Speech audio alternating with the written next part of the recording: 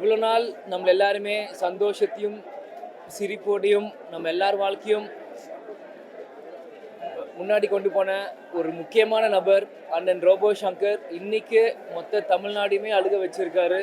இது உண்மையிலேயே ரொம்ப ஒரு ஷாக்கிங்காக ஒரு எப்படி நம்பவே முடியாத ஒரு விஷயமா இதை நான் பார்க்குறேன். ஏன்னா இப்போ கூட ஒரு நிகழ்ச்சியில் போய் கலந்துக்கின்னு ரொம்ப சந்தோஷமாக ஆடிட்டு இருந்தார். எப்போ நம்ம விஜய் டிவி திறந்தாலும் ரோபோ சங்கரை நான் மக்களை சிரிச்சு வச்சுட்டு இருக்கவர். இன்றைக்கி அவர் குடும்பமே இன்றைக்கி அழுதுட்டு இருக்கும்போது எனக்கு உண்மையிலே கஷ்டமாக இருக்குது. ஏன்னா ஒரு சமீப காலமாக கேப்டன் மறைவுக்கு பிறகு எப்பயுமே கேப்டன் ஆலயத்துக்கு குடும்பத்தோடு அவங்க அன்னதானம் கொடுக்குறதோ இல்லை அப்பா எங்களோட சேர்ந்து அன்னதானம் கொடுக்குறதோ எங்களோட சேர்ந்து சில விஷயங்கள் பேசுகிறதோ அடிக்கடி வந்துட்டு இருந்தாங்க. ஒரு சமீப காலமாக ரொம்ப க்ளோஸ் ஆகிட்டார் அண்ணனும் இந்திரா அவங்க பொண்ணும் அவங்க ஒய்ஃப் எல்லாருமே.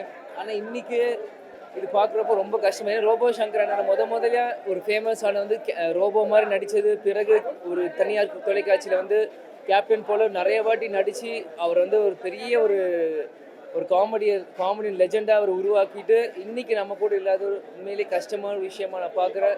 நிச்சயம் அவங்க குடும்பத்துக்கு கண்டிப்பாக எங்கள் குடும்பம் சார்பாக ஒரு அண்ணனாகவோ தம்பியாகவோ நாங்கள் துணை நிற்போம். இந்திராவும் சரி அவங்க அக்கா அவங்க ஒய்ஃப் அவங்களுக்கும் சரி. ஏன்னா இன்ஸ்டாகிராமில் தொடர்ந்து அவங்க ஒய்ஃப் எனக்கு டெய்லி எனக்கு மெசேஜ் அனுப்புவாங்க. ஏதாச்சும் ஒன்று எதுவாக இருந்தாலும் எனக்கு சப்போர்ட் பண்ணி எனக்கு பேசிகிட்டு இருப்பாங்க.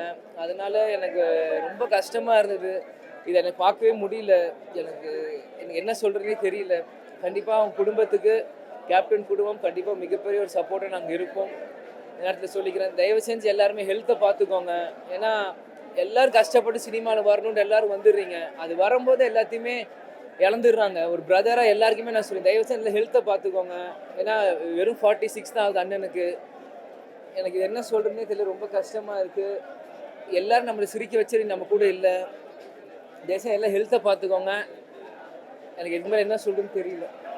செய்திகளை உடனுக்குடன் தெரிந்து கொள்ள கீழ்கண்ட கேபிள் மற்றும் டிடிஹெச் நெட்வொர்க்குகளில் எம்நாடு செய்தி தொலைக்காட்சியை காணுங்கள்.